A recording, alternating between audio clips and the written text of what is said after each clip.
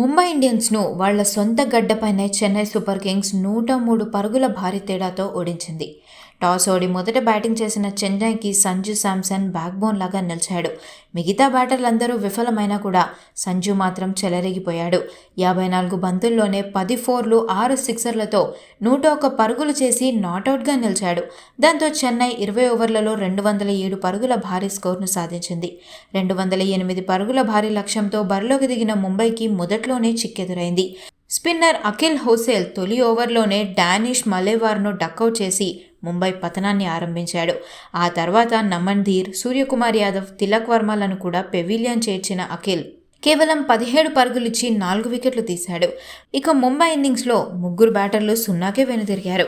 మిగతా players single డిజిట్కే పరిమితం కావడంతో ముంబై 19 ఓవర్లలో 104 పరుగులకే కుప్పకూలింది. ఈ భారీ విజయంలో అఖిల్ హుసేన్ బౌలింగ్తో పాటు సంజు శాంసన్ శతకం కూడా కీలక పాత్ర పోషించాయి. ఆచి చికెన్ మసాలా.